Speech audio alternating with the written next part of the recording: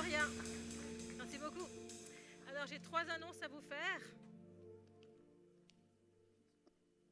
Alors, dimanche prochain, nous aurons le pasteur Victor de l'Inde qui sera ici, qui va apporter la parole. Ensuite, il y aura aussi le 26 avril, l'Assemblée générale de l'Église. Alors, ceux qui sont membres, et j'en profite aussi pour rappeler qu'il y a des formulaires de membres.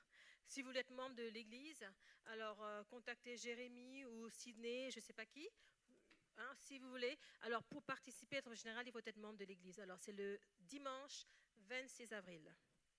Ensuite, mesdames, mademoiselles, notez dans votre agenda. Il y aura un petit déjeuner pour les dames et demoiselles le 9 mai. Alors notez, c'est l'église, le culte anglophone qui organise, mais c'est aussi pour nous. Amen. Voilà, sans tarder, je vais inviter David à venir nous apporter la parole. Ah oui, il y a le QR code. Alors, si vous aimeriez être accompagné, vous aimeriez rencontrer un des responsables, alors n'hésitez pas à scanner le QR code. Et juste pour info, tout est confidentiel. Ok, soyez rassurés. Amen. Voilà, à toi David.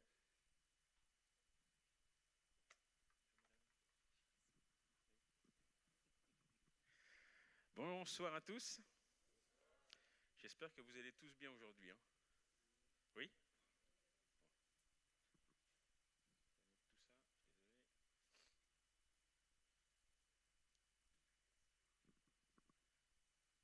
Well, alors nous venons effectivement de passer ces quelques jours à fêter la résurrection de notre Papa Céleste. Si nous l'avons fêté, eh bien nous avons passé du bon temps parce qu'il a donné sa vie pour nous, n'est-ce pas? Amen. Je vais entendre des amen aujourd'hui, je ne vais pas être tout seul à parler, d'accord? Il a donné sa vie pour nous, oui. Nous l'avons fêté comme il se doit, mais qu'est-ce qui nous en reste? Qu'est-ce qui nous reste de ce week-end de Pâques? Qui a vu des choses changer dans sa manière de prier, de vivre sa foi chrétienne? Qu'est-ce qui a changé depuis le week-end dernier? Et là, j'ai du silence. Qu'est-ce qui a changé chez vous, personnellement? De quelle manière ce week-end, il a laissé des choses en vous qui vous a permis d'aller encore plus loin avec lui?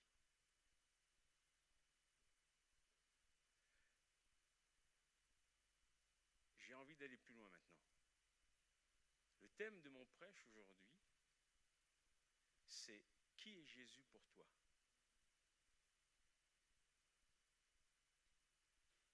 Qui est Jésus pour toi? Qui est Jésus pour moi?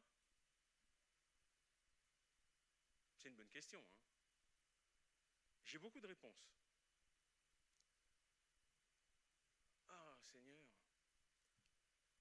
je te prie vraiment que je puisse avoir un super job. Ah, je te prie que je puisse avoir enfin rencontré ma femme, mon mari. Que je puisse avoir une belle maison. Non? Vous ne priez pas ça, vous? De nouveau, je suis tout seul. Vous ne priez pas ça, vous? Ça n'arrive qu'à moi, ça. Non? Qui est Jésus pour toi? Dans Matthieu 16, 15, le verset nous dit la chose suivante. « Et vous, leur dit-il, qui dites-vous que je suis ?»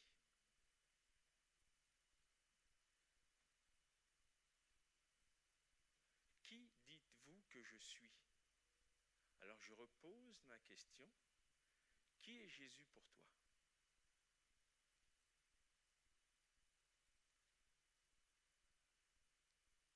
Alors ce soir, je vais vous partager 4 vérités. 4 vérités sur qui est Jésus pour nous. 4 vérités essentielles pour découvrir et avancer dans cette marche avec Jésus. Vous êtes avec moi? Tout à l'heure, je vous ai dit que, oui, on prie pour avoir une belle maison, on prie pour avoir un super travail. Mais en soi, si on y réfléchit, est-ce que notre foi est basée sur un intérêt?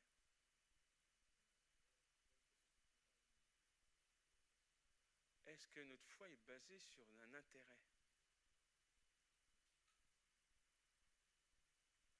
Je vais continuer parce que je vais laisser l'Esprit Saint parler à vos cœurs. Je vais continuer, je vais délivrer ce que le Seigneur a mis sur mon cœur. Ce n'est pas de l'amour, c'est de l'intérêt lorsqu'on prie de cette manière, non? Malheureusement, et même très souvent, notre relation avec le Dieu, c'est ça. Mais aujourd'hui, comme je vous l'ai dit, je vais vous délivrer 4 vérités essentielles pour que vous puissiez passer ce cap. Et finalement, ne pas avoir de voir ce Papa Céleste juste par intérêt. Le premier point que je voudrais aborder avec vous, c'est que pour passer ce cap, Jésus doit être une révélation personnelle.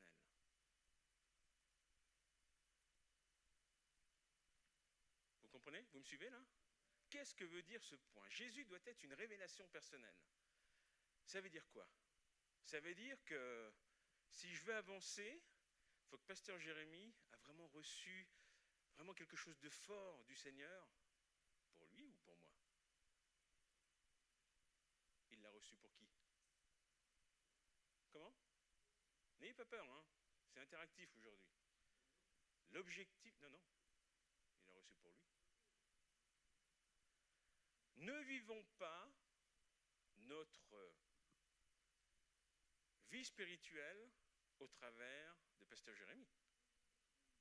Pasteur Jérémie, il nous partage la parole que le Seigneur met sur son cœur pour nous. Mais est-ce que nous vivons notre foi au travers de ce qu'il nous dit? Attention à la réponse. Là.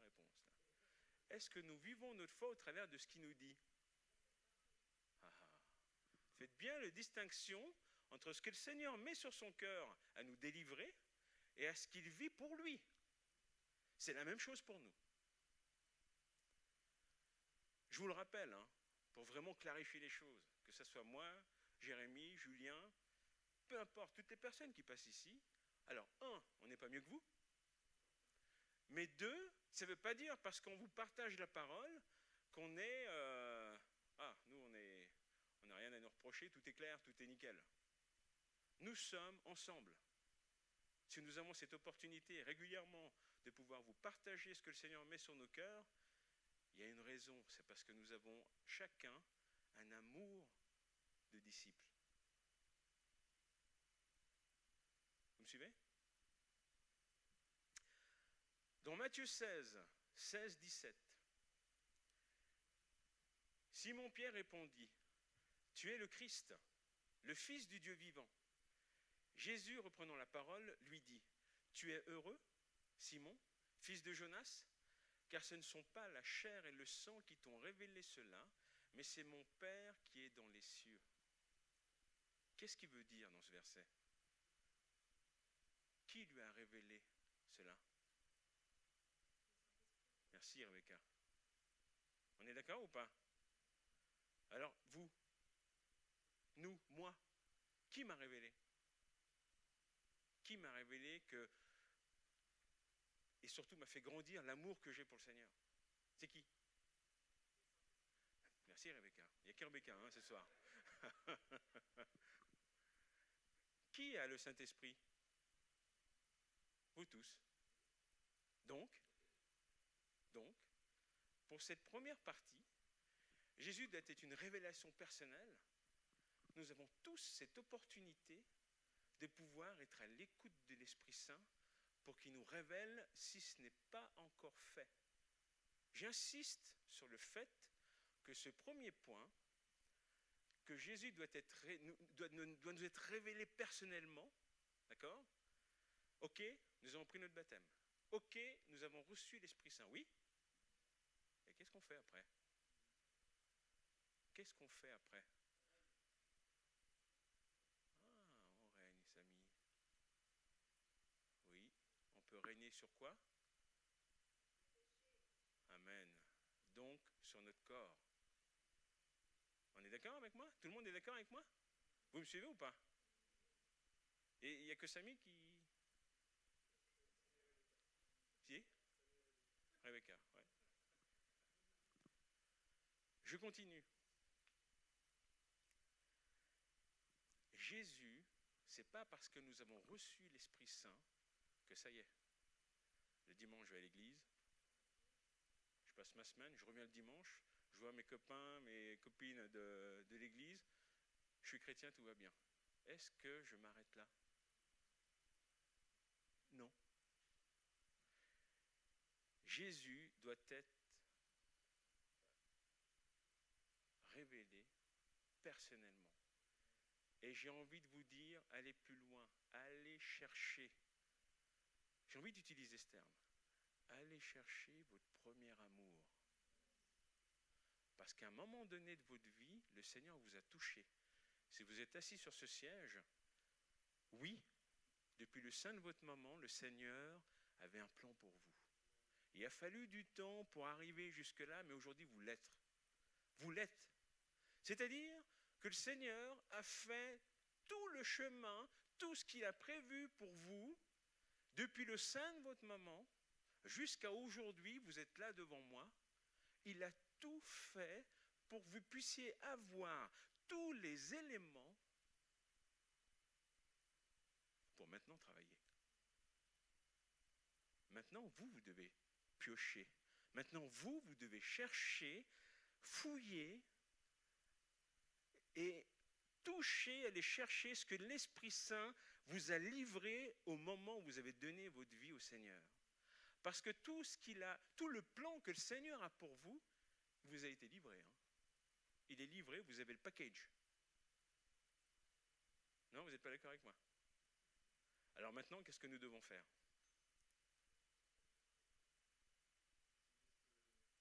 Ouais, pour aller chercher et faire sortir les plans que le Seigneur a pour moi, en parlant pour moi. Je vais fouiller dans mon cœur, au travers des prières, à ce que l'Esprit Saint me révèle tout le plan que le Seigneur avait pour moi. Pourquoi?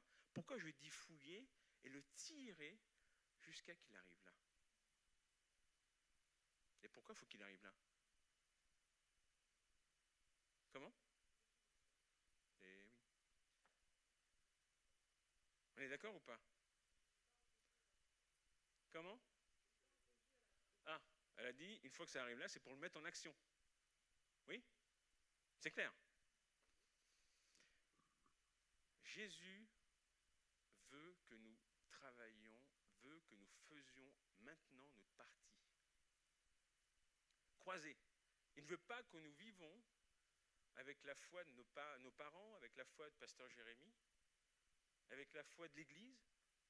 Non, c'est une recherche personnelle. Amen. Vous êtes toujours avec moi? Encore une illustration. On connaît le Seigneur. Oui, on veut avoir cette intimité, cette proximité avec lui. Oui? Alors, quelle est la démarche que nous devons faire? Se retourner à son premier amour. C'est à l'instant où vous avez retourné à son premier amour. C'est à l'instant où vous avez reçu des choses du Seigneur, où vous êtes le seul à l'avoir reçu. Le Seigneur, c'est un message personnel.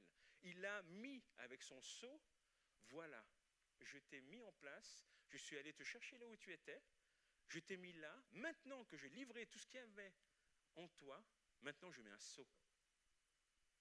Et maintenant il te dit, c'est à toi de jouer. Oui? Vous êtes d'accord avec moi? Ok, on continue.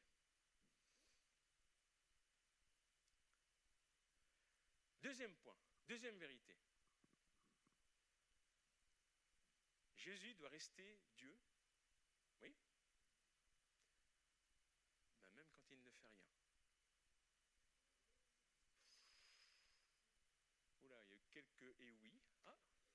une troisième personne avec nous ce soir, Sydney? N'est-ce pas? Prenez Job 13, 15, qui nous dit, « Voici, il me tuera, je n'ai rien à espérer, mais devant lui, je défendrai ma conduite. » En d'autres termes, donc en tout cas la vérité qui sort de cela, c'est une foi solide en Dieu, nous permet quoi? Même si nous n'avons pas de réponse, la foi est intacte. Notre foi est intacte. Même si nous n'avons pas de résultat, notre foi doit rester intacte. Vous me suivez? Cette vérité, c'est une foi solide, n'est pas basée sur les résultats, mais sur l'identité de Dieu. Oui? Vous pouvez noter ça, à mon avis, pour ceux qui prennent des notes. Je le répète. Une foi solide n'est pas basée sur les résultats, mais sur l'identité de Dieu.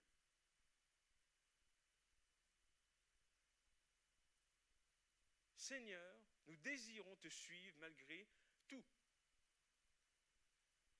Et nous voulons te dire que nous t'aimons et que tu es mon tout. Ouh, ça c'est une belle phrase, ça. Est-ce que tout le monde peut la dire? Oui? Vous pouvez tous la dire? Ne dites pas oui, parce qu'on est avec du monde. Hein. Je ne veux pas de réponse. Je veux que le Seigneur continue, que l'Esprit Saint continue à parler dans vos cœurs. Amen? Je répète, une foi solide n'est pas basée sur les résultats, mais sur l'identité de Dieu. Finalement, sur l'identité de Dieu, mais aussi notre identité au travers de Dieu. Ça, c'est extrêmement important. Notre identité. Oui?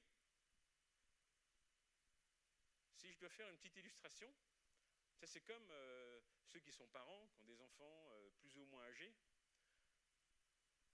Quand ils commencent, Jérémy va commencer dans quelques années encore, « Papa, je veux une sucette. » Ok, papa Jérémy, il est content. Tiens, elle est toute heureuse. Joya, elle retourne dans sa chambre, elle est heureuse. Une fois, 2 fois, 3 fois.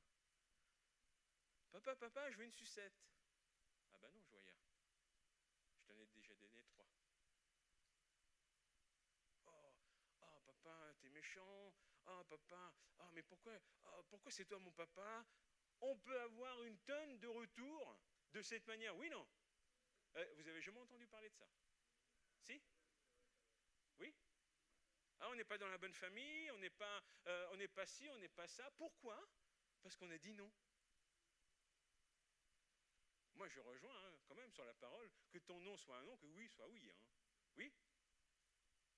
Mais ce que dit la parole, ça veut dire qu'on doit toujours dire oui? Non. Eh bien, avec le Papa Céleste, c'est pareil. C'est pas parce que nous n'avons pas de retour, ou nous ne voyons pas les choses aboutir, qu'on doit se décourager. Le Seigneur nous pousse à aller au-delà de cela. Ce n'est pas un papa gâteau. C'est un papa qui nous aime. C'est un papa qui veut nous voir avancer. C'est un papa qui veut nous voir aller encore plus loin dans notre démarche avec lui. Mais ça, c'est une action, c'est un pas qui est personnel. Vous voulez voir des bénédictions dans vos vies? Disciplinez-vous. Priez. Oui? Vous voulez avoir des grandes choses dans votre vie? Mais disciplinez-vous. Seigneur, c'est à toi que je veux regarder. C'est pas ce que tu m'apportes. Oui?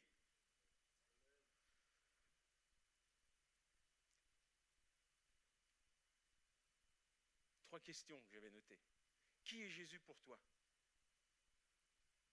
Quand il ne répond pas, quand il ne guérit pas et quand il ne change rien. Qui il est pour toi?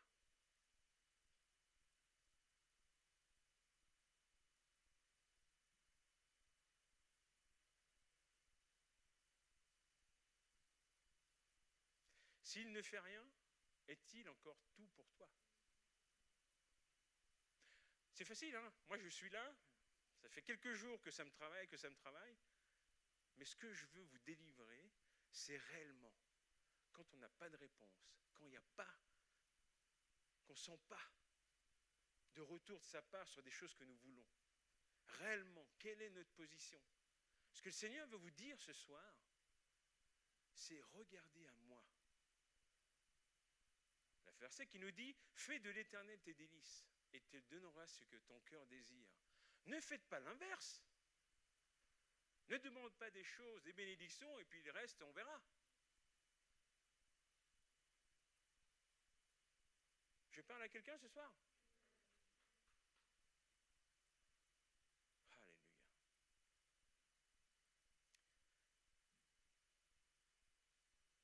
Une troisième vérité. Dans le psaume 23:1, tout le monde connaît ce verset, qui nous dit, dans le cantique de David, « L'Éternel est mon berger, je ne manquerai de rien. » Vous me suivez? Dieu ne veut pas être utilisé, il veut être connu, aimé et vécu. En d'autres termes, il veut que nous puissions vivre des choses avec lui. Il veut nous voir avancer dans quoi? Dans notre relation avec lui. Si ce verset nous dit « Fais de l'Éternel tes délices, il te donnera ce que ton cœur désire », il y a une raison. Cette raison, c'est laquelle? Apprenez de moi mon caractère, ma façon d'être, ma façon de réagir face à telle ou telle situation, professionnelle, personnelle, de tous les jours. Apprenez tout ça de moi. En d'autres termes, gardez vos yeux fixés sur lui et les choses vont arriver. Amen.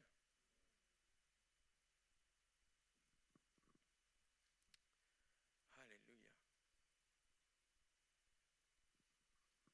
Il y a vraiment une différence entre il me donne quelque chose, non? Et il est à moi. Qui est à moi? Qui est à moi? Ben, mon papa céleste. On pourrait même aller à l'extrême, je ne veux pas le partager. Je ne veux pas le partager, il est à moi. Mais puisque nous avons cette possibilité, bah oui, bah battons-nous pour dire qu'il est qu'à moi. Mais pour dire que notre papa est à nous, qu'est-ce qu'il faut? Bah, il faut le connaître, il faut le découvrir, il faut chercher comment est-ce qu'il est, comment est-ce que je peux à la fois grandir, comment est-ce que je peux à la fois monter de niveau pour avoir de nouveau le regard fixé que sur lui. Vous me suivez toujours? Vous endormez pas, hein, rassurez-moi. Hein.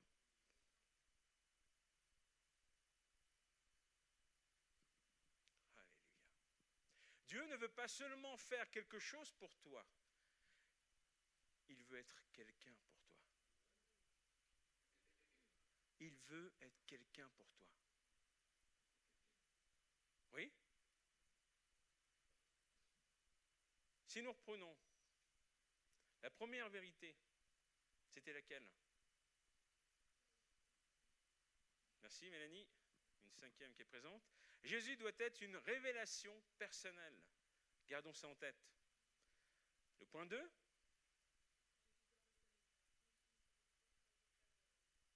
Merci. Ah, il commence du monde qui arrive là, c'est bien. Amen. Le point 3. Ah, vous ne l'avez pas noté celui-ci? Ah ben vous allez le noter. Comment?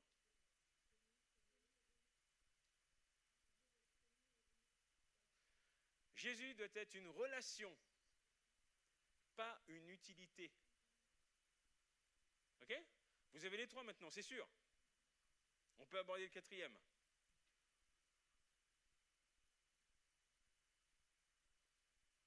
Alléluia. Le quatrième point, Jésus doit être ta valeur suprême. Qu'est-ce que ça veut dire? Jésus doit être ta valeur suprême. Prenons Philippiens 3, 8, 14. Il nous dit la chose suivante. Et même je regarde toute chose comme une perte à cause de l'excellence de la connaissance de Jésus-Christ, mon Seigneur, pour lequel j'ai renoncé à tout et je le regarde comme de la boue. Afin de quoi ? Afin de gagner Christ et d'être trouvé en lui, non avec ma justice, celle qui vient de la loi, mais avec celle qui s'obtient par la foi en Christ. La justice qui vient de Dieu par la foi. Afin de quoi ? Afin de connaître Christ et la puissance de sa résurrection et la communion de ses souffrances et devenant conforme à lui dans sa mort, pour parvenir, si je puis, à la résurrection d'entre les morts. Ce n'est pas que j'ai déjà remporté le prix ou que j'ai déjà atteint la perfection, mais je cours pour tâcher de le saisir. Je cours pour tâcher de le saisir. Là, on peut dire que chacun de nous, nous pouvons le lire, je dois courir pour le saisir. Personnellement, ce n'est pas l'Église qui court pour vous. Ce n'est pas Pasteur Jérémie qui court pour vous. Non ? On est d'accord ? J'ai déjà atteint la perfection, mais je cours pour tâcher de le saisir, puisque moi aussi, j'ai été saisi par Jésus-Christ. Frère, je ne pense pas l'avoir saisi, mais je fais une chose, oubliant ce qui est en arrière et me portant vers ce qui est en avant, je cours vers le but, pour remporter le prix de la vocation céleste de Dieu en Jésus-Christ. En d'autres termes, il nous dit là que nous n'allons pas courir pour rien. Nous avons cette assurance d'acquérir, d'accéder à cette vocation céleste. C'est que dans la parole qu'on voit ça. C'est quoi ? C'est-à-dire qu'on vous dit de faire quelque chose et il n'y a que dans la parole qui vous garantit que de toute manière vous allez gagner. À condition de courir. À condition de courir. On est tous d'accord ?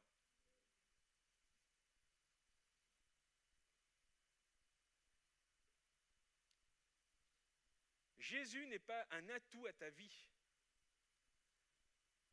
Ce n'est pas un atout. Vous savez ce que c'est qu'un atout ? Un joker peut-être ? C'est similaire. Un peu comme ? Ouais, on peut dire comme une qualité, mais là je voulais surtout mettre en avant le fait que ce n'est pas un joker qu'on va utiliser quand on veut. C'est ça que je veux vous dire. Jésus n'est pas un atout à ta vie. Il doit devenir ta valeur suprême. C'est-à-dire qu'on doit avoir le réflexe. Au moment où on est face à telle ou telle situation, c'est lui en premier. Amen. Vous êtes toujours avec moi ? Jésus est plus grand que les bénédictions. Est-ce que vous le croyez, ça ? Amen. Nous pouvons le lire dans Matthieu 6, 33. Cherchez premièrement le royaume et la justice de Dieu, et toutes ces choses vous seront données par-dessus. Encore une garantie que c'est notre relation avec le Seigneur. C'est cette recherche. Et j'insiste, personnel. Beaucoup veulent la paix, la guérison, les réponses, mais sans vouloir Dieu lui-même. Il y en a parmi nous, et on en voit. L'objectif, c'est pas on ne les monte pas du doigt, mais simplement, je veux que l'Esprit Saint touche nos cœurs pour qu'on passe au-delà de cela. Vous comprenez là ?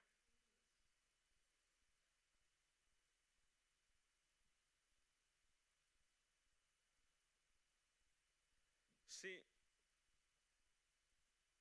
vais dire après.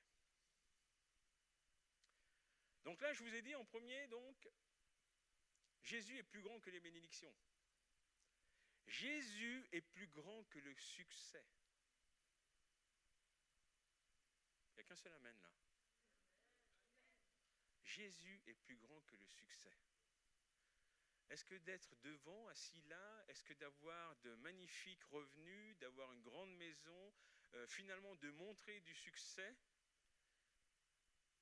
Est-ce que c'est ça? Est-ce que c'est ça que nous cherchons? J'ai entendu depuis ma tendre enfance, donc ça fait un petit moment maintenant, combien de personnes que j'ai pu rencontrer qui vivaient d'une manière aisée, qui avaient une magnifique maison, etc. Bref, tout pour bien faire. Ah ben là, on peut dire, ah mais magnifique, il leur manque rien. Ben, figurez-vous qu'en discutant avec eux, ah ben, il y a de la tristesse, il y a de la souffrance. Pourquoi? Ben, parce qu'il manque quelque chose. Vous savez, j'en ai même un qui m'a dit, je préférerais vivre comme toi tu vis avec ton Seigneur qu'avoir tout ce que j'ai.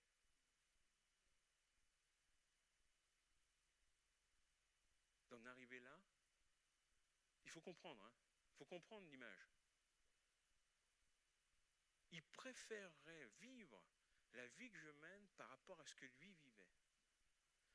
Ce que je veux vous dire par là, c'est que non. Jésus est plus grand que le succès. Pardon, oui, Jésus est plus grand que le succès. En d'autres termes, toujours les yeux fixés sur lui. Je reprends le verset de Philippiens 3,7 qui dit ces choses. Mais ces choses qui étaient pour moi des gains, je les ai regardées comme une perte à cause de Christ. Qu'on se comprenne bien, comme une perte. C'est pas qu'il était déçu, ah zut, non. Il a eu en gain Christ. Tu peux réussir ta vie, accomplir tes rêves, oui, et être vide à l'intérieur. C'est pas ce que je désire pour toi, frère, mais mes frères et sœurs, pour vous.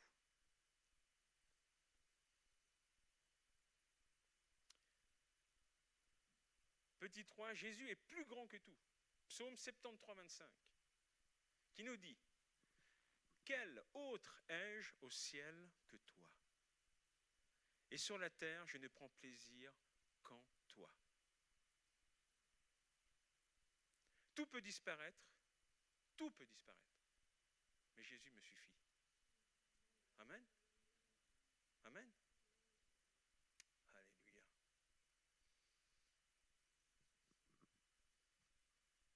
Alléluia. Si tu as Jésus, je vous le dis mes frères et sœurs, si tu as Jésus, tu n'as rien perdu. Au contraire, je peux te dire que les bénédictions arrivent. Et ces bénédictions, ne les demande pas. Garde les yeux fixés sur lui. Elles arriveront toutes seules. Parce que ça, c'est ce que la parole nous garantit. Vous êtes avec moi? Amen?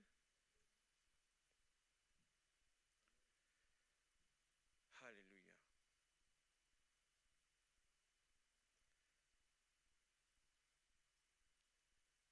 Jésus est plus grand que les bénédictions. Pourquoi? Parce que les bénédictions, elles passent. Oui, non. Mais Jésus, il demeure.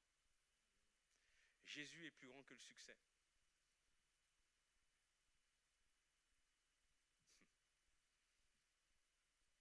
Jésus est plus grand que tout. Parce que tout peut disparaître.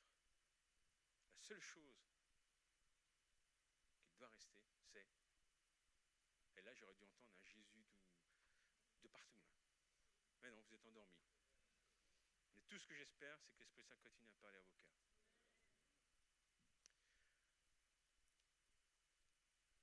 Un court... Je regarde tout le temps. On est pas mal. Un court témoignage, pour moi, ma vie personnelle. Je vais très vite en vous expliquant qu'au début, je travaillais dans l'électrotechnique. Ça me plaisait, c'était super. Quand j'ai rencontré Madame Duquesne, eh bien, elle me dit non, moi, je vais avoir un mari avec des mains douces et tout. Mais bon, vous connaissez l'histoire. Mais je dis ok, bon, ok. Et on a prié, et puis on a lancé les... Voilà. Et je me retrouve à être conseiller en personnel dans les ressources humaines. Et là, Eh ben, puisque c'est un métier que je n'ai pas appris, eh ben, à fond. À fond pour, au bout de X années, je me suis retrouvé responsable de 8 agences, de gérer 60 collaborateurs, j'avais des revenus extraordinaires, tout. Je crois que même les enfants ils peuvent dire « Oh, les vacances, oh, ben nous, on partait, c'était dans les hôtels-ci, de luxe. » J'étais béni. J'en profite. Oui. Mais je dois vous dire une chose. À un moment donné, je dois même dire que ce n'est pas moi qui me suis arrêté. C'est le Seigneur qui m'a arrêté. J'étais, après 21 ans de travail dans ce milieu, où effectivement j'ai grimpé, bref, j'ai tellement grimpé que mes enfants ont poussé à la maison, et puis qu'il y en a certains... Ah, c'est toi? J'exagère, j'étais là quand même. Mais ce que je veux dire par là, c'est que, ah oui, c'est extraordinaire, mais le Seigneur m'a arrêté. C'est pas qu'il m'a arrêté pour me dire, ah ben non, mais non, c'est pas bien, t'es dans le désordre là. Non, non, non, non, non, non, non, non, non. Il m'a arrêté, aujourd'hui je vous le dis, il m'a arrêté, et cet arrêt, presque, c'est pas qu'il a été brutal, parce que quand on est performeur, on a du mal à s'arrêter. Quand on est performeur, on est toujours à chercher une situation pour trouver un moyen pour rebondir et refoncer. Et pendant 23 ans, j'étais comme ça. Mais le Seigneur, finalement, ça a pris du temps, hein, parce qu'il a la tête dure, Duquesne. Mais il m'a arrêté. Bon, Annick peut témoigner. Quand je vous dis que Duquesne, il a la tête dure, c'est que le Seigneur m'a arrêté. Je me suis reposé très peu de temps, puis j'ai rebondi, et là, il faut qu'on continue, et voilà, et ainsi de suite. Jusqu'à un moment donné, sérieusement, le Seigneur m'a arrêté. Il a dit stop. Stop. Et ce que je peux témoigner aujourd'hui au travers de cet arrêt, c'est que ça m'a permis d'être à la maison. Ça m'a permis de voir un peu aussi, et voir comment évoluait la famille, mais surtout, ça m'a permis d'amplifier ma relation avec le Seigneur. Et c'est quelque chose qui n'a pas de prix. Aujourd'hui, si on me dit ah mais tu voudrais, tu es déçu quand même, parce que quand même, tu avais les moyens, tu avais ci, mais aujourd'hui, je vous le dis en toute honnêteté, dans ma maison, il ne manque rien. Dans ma maison, il ne manque rien. Mais ce que je veux dire par là, c'est que le Seigneur a un plan pour chacun de nous. Mais encore faut-il l'écouter. Encore faut-il l'écouter. Et moi, je fais partie, je peux le dire, je fais partie des personnes qui avaient du mal parce que ça rentrait, j'avais du succès dans le business, etc. Oui, j'avais une relation avec le Seigneur. Mais ce que je vis avec le Seigneur depuis qu'il m'a arrêté, ça va faire 2 ans maintenant, 2 ans, c'est un échelon... c'est juste un échelon, hein. Il y en a encore plein d'autres que je dois encore explorer, hein, on est d'accord. Je ne suis pas en train de dire que je suis meilleur que vous, hein, pas du tout. Mais ce que je veux dire par là, je reviens sur le fait que c'est un travail personnel. Tout ce qui se passe dans notre vie est un travail personnel. Le Seigneur a un plan pour chacun de nous, comme il a un plan pour moi. Et au travers de ces 2 ans, j'ai découvert encore plus. Mais qui est sorti d'où? De ce que l'Esprit Saint avait mis dans mon cœur, qu'il fallait que j'aille chercher et le faire sortir. Vous me comprenez? Vous êtes toujours avec moi? Voilà, mon témoignage. Il était sympa mon témoignage? Il vous a plu? C'est une réalité, hein, vous savez, je suis pas, c'est pas une fierté de dire ça, mais ce que je veux mettre en évidence, c'est de quelle manière le Seigneur nous parle. De quelle manière le Seigneur vient nous chercher là où nous sommes. De quelle manière le Seigneur vient nous bousculer, nous enlever de nos habitudes, nous enlever de cette déferlante abondance qui est autour de nous. Le Seigneur veut nous parler. Oui? Ah là là. Dieu est Si Jésus arrêtait de te bénir aujourd'hui, c'est des questions que je vous laisse dans votre cœur. Si Jésus ne répondait plus à tes prières,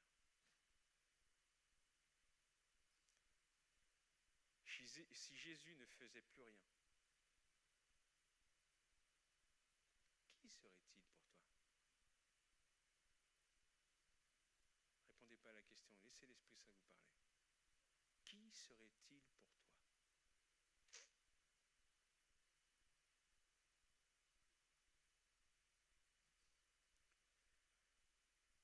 Jésus ne veut pas être utile, ni secondaire, ni occasionnel.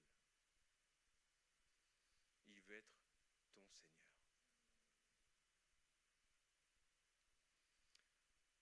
Le centre de ta vie. Cette essence qui te permet d'aller au-delà de ce que toi-même tu pourrais faire seul. Ça, c'est une garantie de nouveau. Et finalement, il veut être ton tout, qui est ce réflexe dans tous les domaines de votre vie.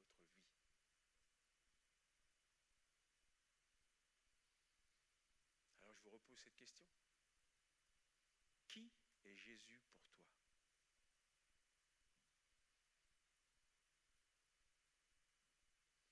Je reprends mes 4 vérités. Jésus est une révélation personnelle. Et cette révélation personnelle, je vous incite à aller la chercher si vous ne l'avez pas reçue.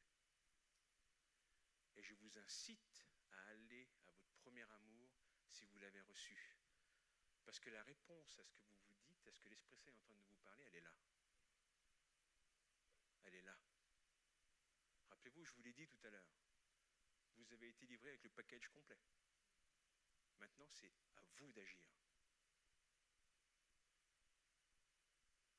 La deuxième, Jésus est mon Dieu, même quand il ne fait rien, quand il ne me répond plus, quand il n'y a plus de son, plus d'image. Et qu'est-ce qu'on doit faire? Là, vous pouvez répondre, là. Qu'est-ce qu'on doit faire? Comment? Mais oui. Mais moi, c'est peut-être mon passé de rugbyman qui fait que d'habitude, les gens, ils sont là. Qu'est-ce qu'on doit faire? Eh bien, on se bouge. Allez hop, on y va, on va les chercher. C'est ça. On est d'accord ou pas? Oula. Il faudrait qu'on essaye de faire un barbecue rugby, qu'on puisse mettre un peu de dynamique dans tout ça, ou ouais, peut-être basket pour certains qui vont me dire, non? Restons sérieux. Donc, qui est Jésus? Jésus est une révélation personnelle. 2, il est Dieu, même quand il n'y a pas de réponse, quand il n'y a plus de son, plus d'image. 3, il est une relation. Pas une utilité, une relation. Je ne toque pas à la porte de Jésus quand j'en ai besoin. Non, non, non. Il attend de nous une relation. Une relation. Je vous garantis, quand on... Ouais. Une relation.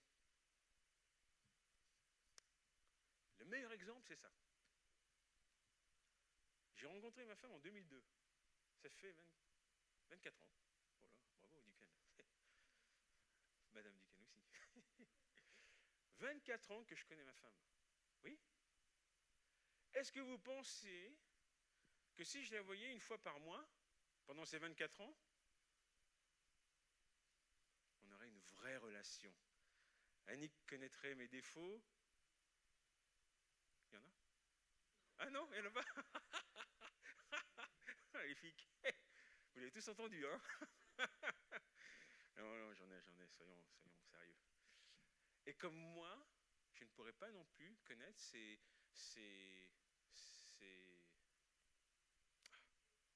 merci, cherchez le mot. Ces qualités. Non, mais c'est d'accord ou pas? Une relation ne peut pas se faire sans proximité.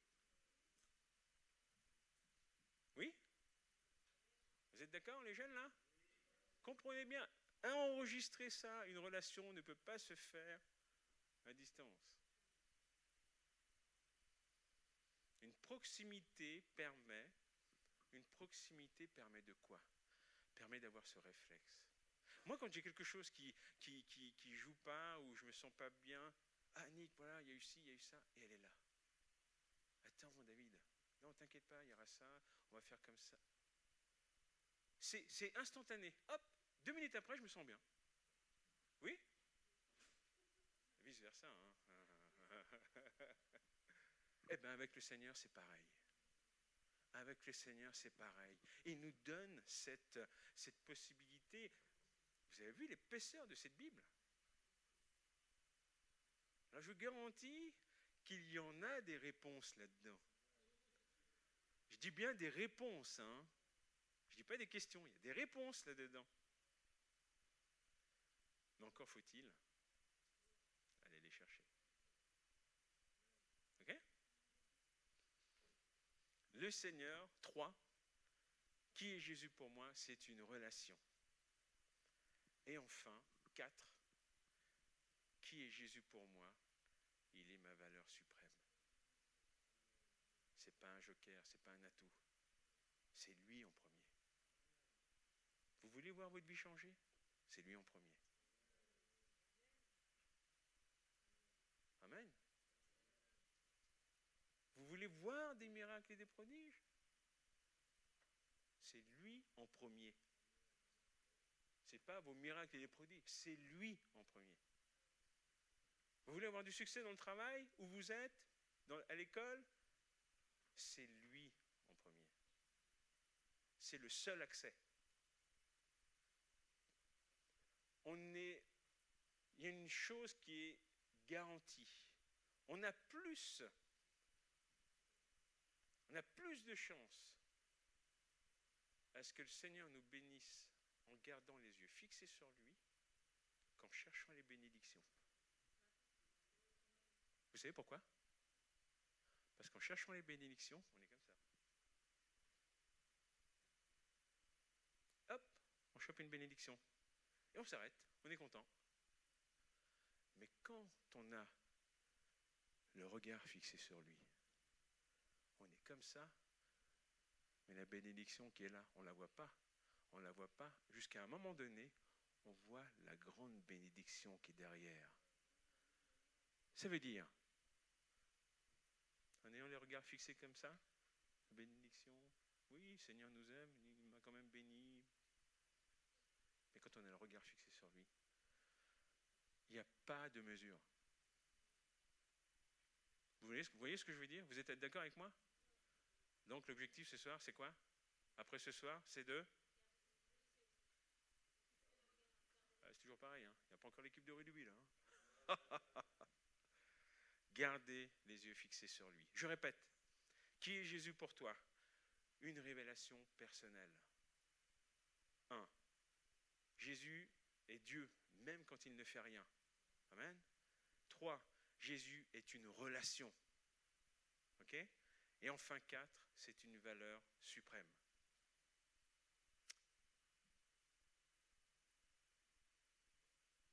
Pour finir, Jésus, vous pouvez la noter, Jésus n'est pas seulement celui qui fait. Jésus est celui qui est. Amen. N'oubliez pas ça. Ne cherchez pas les poches. Ne gardez pas les yeux fixés sur les poches de Jésus. Gardez les yeux fixés sur lui.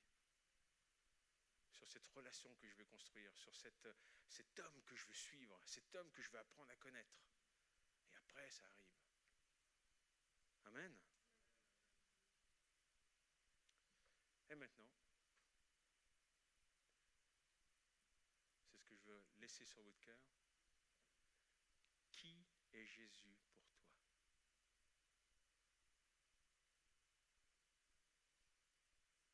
J'espère de tout cœur que l'Esprit Saint parle à vos cœurs et que cela fasse son œuvre.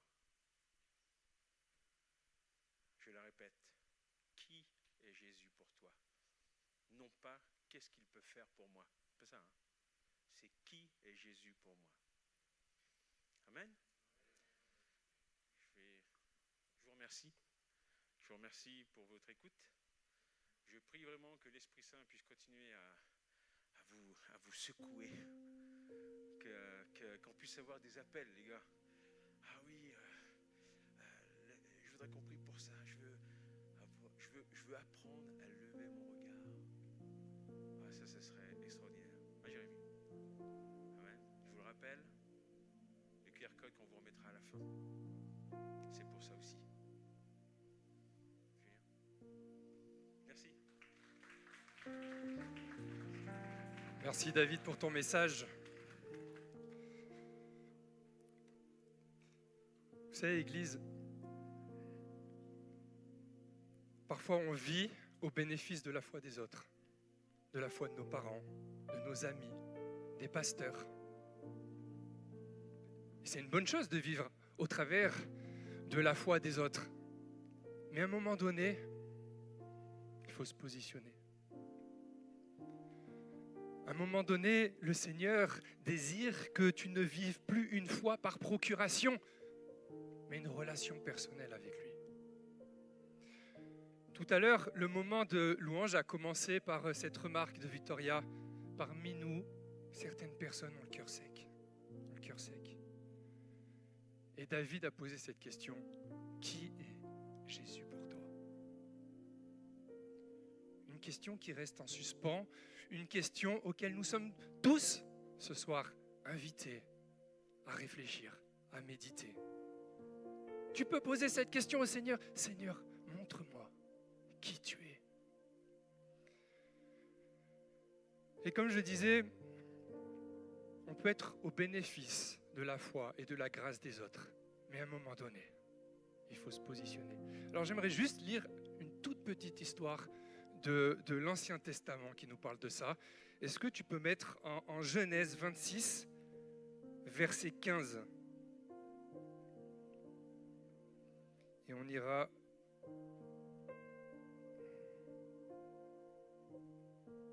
jusqu'au verset 19. Genèse 26, verset 15 au verset 19.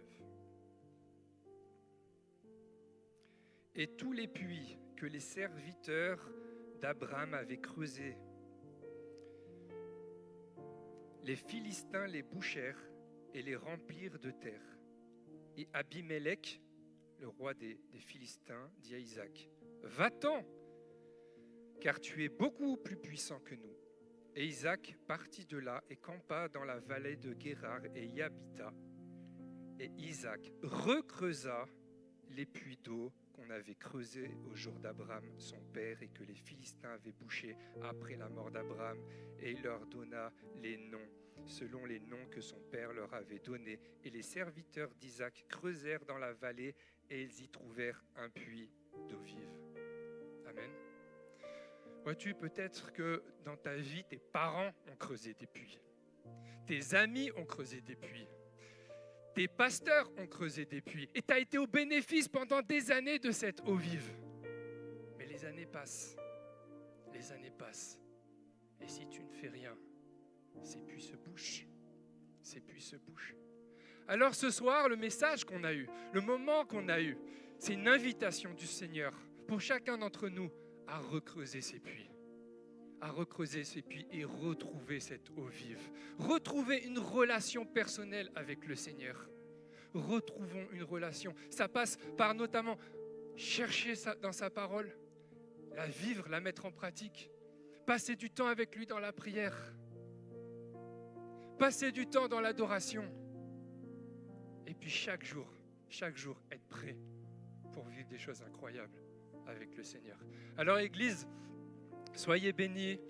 Je souhaite prier pour clôturer ces moments et en demandant au Seigneur que vraiment il se révèle d'une manière particulière à nous cette semaine et que ce message qu'on a entendu ce soir puisse porter ses fruits.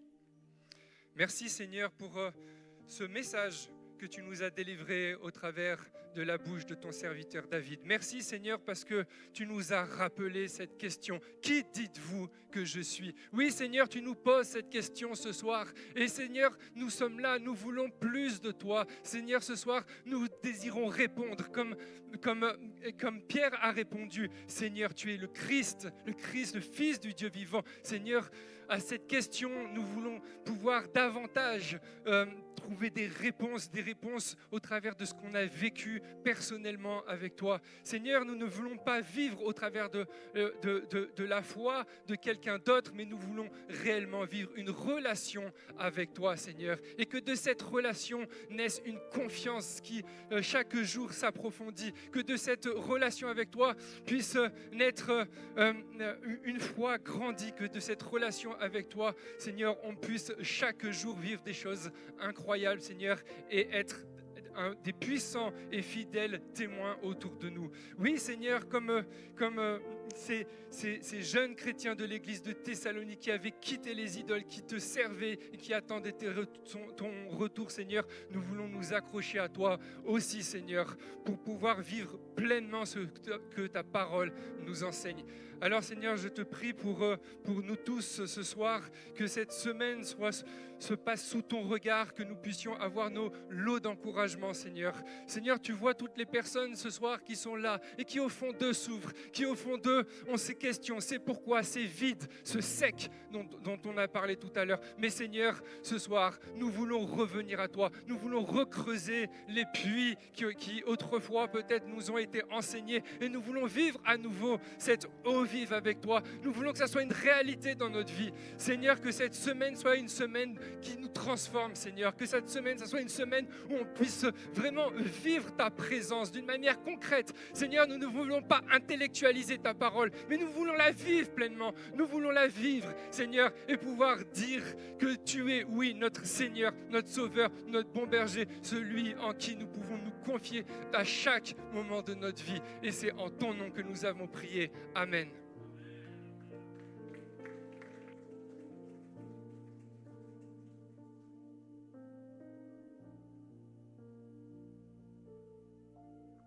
Si des personnes souhaitent pouvoir prier, il y a l'équipe qui est là, il y a